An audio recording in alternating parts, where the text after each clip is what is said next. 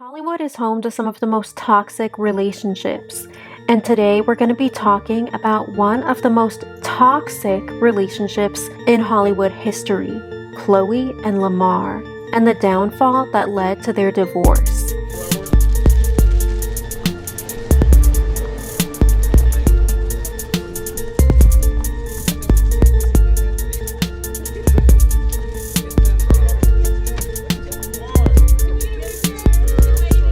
Hey besties, so welcome back to my channel.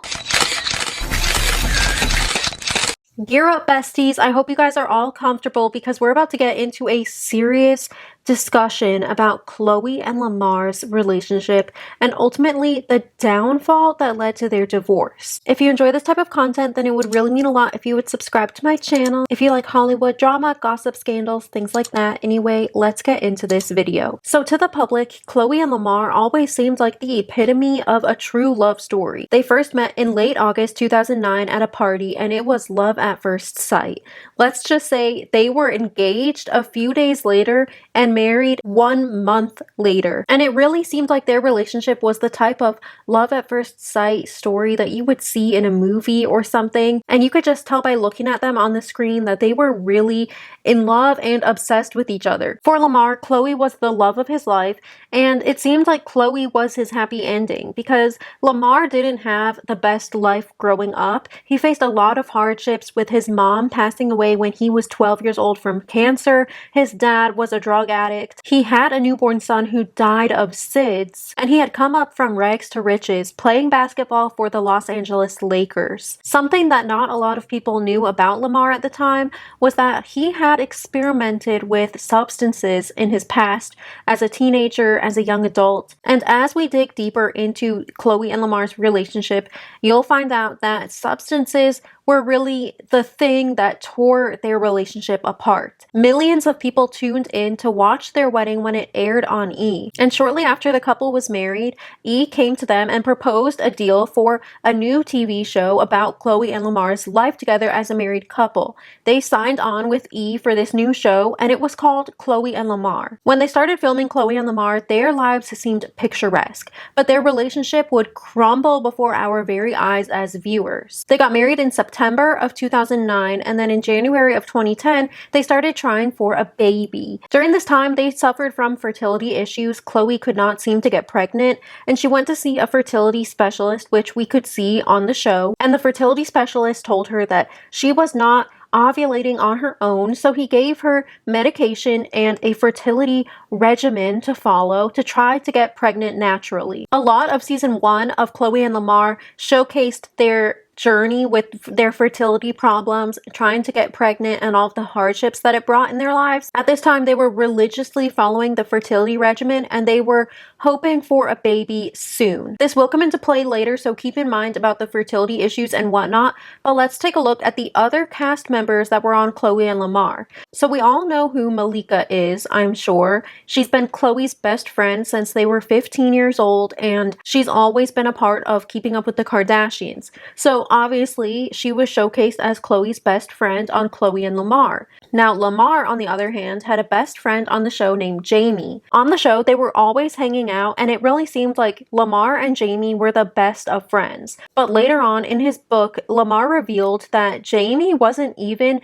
that close of a friend to him at the time, but the network wanted somebody white to be showcased as Lamar's best friend, and all of his best friends at the time were black, so he alleged that E! was really pushing for Jamie to be showcased as his best friend, his confidant, and Jamie even stood as his best man for his wedding to Khloe. But something we didn't know about Jamie at the time was that allegedly Lamar claims that Jamie was in deep with substances at the time. Apparently Jamie was a H user, if you know what I mean. He was using needles and just very, very hardcore stuff. At this time, Lamar had experimented with substances in the past, specifically Snow, but Jamie was very addicted. And this created a rift between Lamar and his actual best friends because they thought that Jamie was a bad influence on Lamar and they didn't agree at all with Jamie's lifestyle of using hard substances. But still, during this time, Khloe and Lamar's relationship was going strong. It seems like they were a match made in heaven, literally, and they were really being showcased as Hollywood's perfect couple, Hollywood's golden couple, if you will. They were getting so many brand deals together. They were marketing themselves together as a couple, and they even came out with a fragrance together. And they were dominating the Hollywood scene. And this was even like a rebrand for Khloe because Khloe had always been somewhat insecure on keeping up with the Kardashians before Lamar came into the picture because she was always a bit bigger boned than Kim and Kourtney. And she was seen as the funny sister and the fat sister, even though I hate that word, but that's what she described herself as. And now she was married, she was a businesswoman, and she sort of left that fat, funny, single sister persona behind. She was still funny, but now she was a businesswoman and she was meaning business. But when things really started going downhill for the couple was during season 2 of Khloe and Lamar, when Lamar got a phone call from his manager telling him that he was being traded from the Los Angeles Lakers to the Dallas Mavericks. Hearing this news shook Lamar to his core. You could see him on the show when he heard this news looking like he was about to pass out. This was terrible news for Lamar because he had played for the Lakers for almost 10 years and the team was like family to him. And now he had to leave all of his teammates behind, the house that they had just purchased for $4 million in LA, and the whole Kardashian clan behind who he had really become close with. So Khloe and Lamar moved to Dallas. He plays for the Mavericks for 1 season, but you can tell that he really does not have his head in the game. So he plays for the Mavericks for 1 season and then he gets transferred back to LA to play for the Clippers. Now this is when things really go downhill. If you watched Khloe and Lamar, then you would know that Lamar had a man cave. It was sort of like a basement, if you will, in their home. That was sort of his area where he could have like alone time and just like guy time, if you will, because Khloe didn't really go down there. Like she just let him have that man cave. But soon Lamar would start using that man cave as a place to do substances where he knew that Khloe doesn't go down there so he wouldn't get caught. Now at this time he was losing so much weight, he was getting so skin and bones, and Khloe, she didn't know that he was on substances at this point, but she just thought that, you know, maybe something emotional is going on with him because of all the changes with switching teams and then switching teams again. She thought he was going through some sort of depressive episode or something, but it turns out that Lamar was falling deep into a dark pit of substance abuse and addiction. So now let's talk about the point when Khloe found out that Lamar was on substances, and trigger warning, this is really sad and scary. In his book, he talks about the point when Khloe found out that he was using, and it all happened one day. Lamar went down into his man cave, locked himself in there like he would normally do, so it wasn't really anything out of the ordinary. But he says that he sat down on his couch, laid out a bunch of snow on the table in front of him, and started sniffing a lot of it, like more than ever before.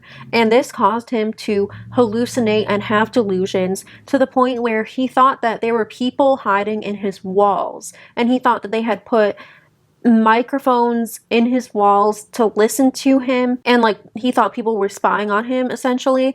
So he started screaming at the walls, talking about, "Why are you listening to me? Who's in there? Who's in my walls?" And Khloe obviously heard this from upstairs, so she came down and was knocking on his man cave door. Meanwhile, he's in there, the door is locked, and he's screaming at the walls, talking about, "Why are you listening to me? Who are you?" Meanwhile, Khloe is just there behind the door, crying because she doesn't know what to do. Like, this is not like anything she's ever experienced before. Lamar says that he took a golf club and started whacking the wall so hard that he busted a huge hole through the wall and the golf club was completely bent in half.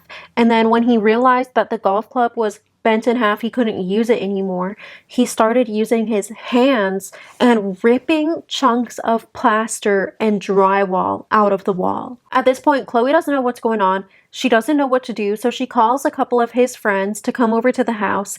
They're knocking on the door, banging on the door to let them in. Lamar is still going crazy inside his man cave, ripping out the wall, and he looks down and his hands are covered in blood. It's to the point where he grabs his stash of snow, he sits against the door and just starts scooping up the snow with his hand and like shoving it in his face, not even like doing lines or anything, just like shoving it in his face. Meanwhile, his friends are at the door knocking, talking about Lamar, what's going on? He grabs his phone and he's so out of it that he's replying to his friends who are speaking this to him, and he's replying it to them through text message. So one of his friends is saying, Lamar, what are you doing? What's going on? And he's replying to them in text message talking about just chilling at the house. What are you up to?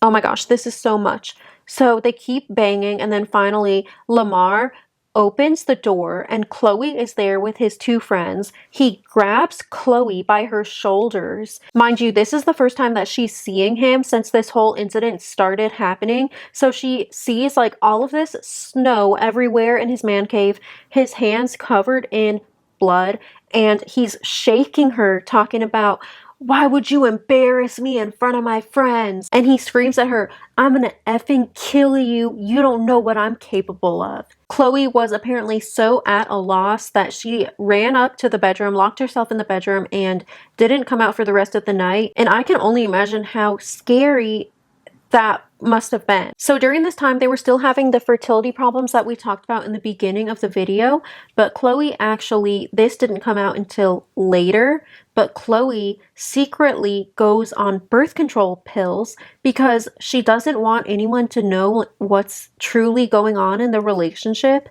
Lamar didn't even know that she was on birth control pills, but she decided with her own self that she could not have kids with somebody who was this deep into an addiction and was not willing to get help for themselves. And so she secretly went on the birth control. It's also around this time that Khloe decided that it would not be a wise decision to continue filming Khloe and Lamar.